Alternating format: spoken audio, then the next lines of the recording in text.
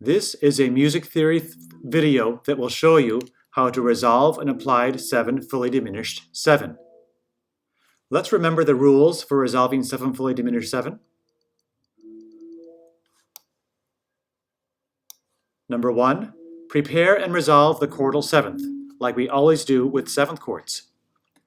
Number 2, like with the applied 5, if the temporary leading tone is in an outer voice, resolve it up by half step.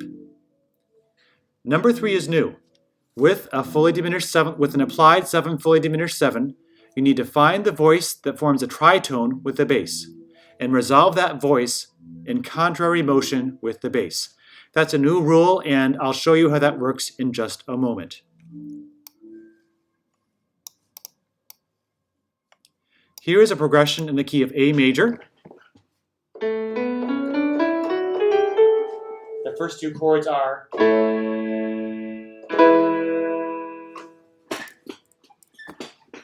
and then the next two chords are 7 fully diminished 7 of 6 going to 6. So let's write these two chords right here. First, write down the notes that we need in the 7 fully diminished 7 of 6. Pause the video if you have to. You should get the notes E sharp, G sharp, B, and D. In the key of A major, scale degree 6 is F sharp. If you go down a half step, you get E sharp. And when you play a fully diminished 7th chord, you get these 4 notes right here. All right. Identify the chordal 7th in this chord.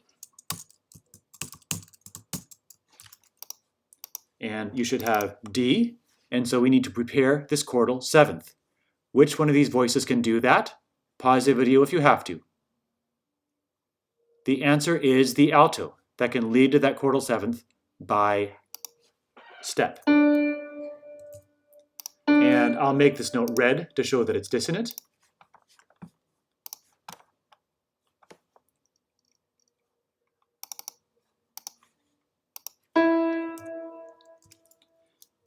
Sorry. And I'll draw a line to show the preparation. All right. Next, we want to make sure that the other notes in this chord are included. Well, the bass has to be E sharp, so we'll put that in the bass. That's easy. That should be easy. There we go. Okay. And then the other notes we need are G sharp and B. We can put the G sharp there in the tenor. That way it can stay put. And we can keep the B in the soprano. All right. That is our fully diminished 7 of 6. That's what it sounds like. Next, let's resolve this chord to 6. Pause the video if you have to and write down the notes that are needed in this chord. Here they are. Now let's make sure we resolve this correctly, following all the rules that we just learned. Let me get rid of this text here. Okay, so first things first, prepare and resolve the chordal 7th. Well, this chord doesn't have any notes that we have to prepare, but this previous chord does have the chordal 7th that has to be resolved. So can we resolve that D down by step? Yes, we can. We can have that go to C sharp.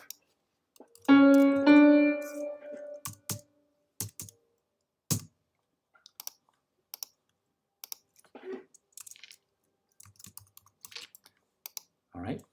Next, if the temporary leading tone is in an outer voice, resolve it up by half step. So what is the temporary leading tone in this 7 fully diminished 7 of 6? The answer is E sharp. That's the note that's going up by half step toward the goal chord of 6. That E sharp is in the bass, which means it must go up by step.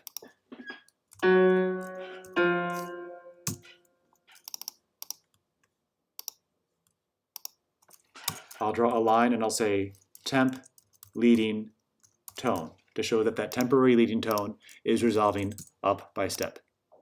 Now comes the tricky part. Find the voice that forms a tritone with the bass. Resolve that note in contrary motion with the bass. So the bass is E sharp. Which one of these notes of these upper notes forms a tritone with that E sharp. Pause the video if you have to think about it, and then restart when you're ready with an answer. The answer is the soprano. That soprano forms a diminished fifth with the bass. Since the bass is going up, that soprano should go down. That means the soprano should go down by step to A. And we'll call that the tritone resolution. Okay, so 3 of the 4 voices are already written for us based on following those voice leading preferences. And then the tenor, we can move basically wherever we want. We could have it go down to the F sharp. That's fine. It doesn't give us any. Well, actually, we don't want to do that because that gives us parallel fifths with the alto. So we'll have the tenor go up to the A instead. So sorry.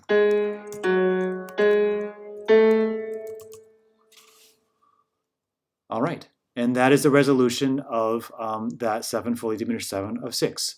Let's hear this entire progression now.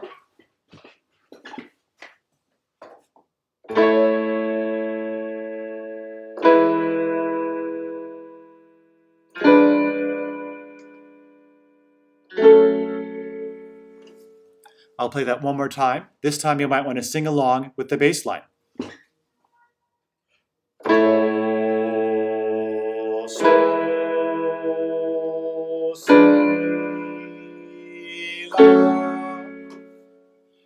And just to summarize, our alto was determined by rule number 1.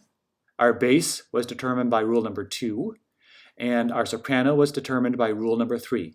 And then this tenor voice, because we didn't want to have a diminished fifth to a perfect fifth here, we moved it up to avoid that voice leading error.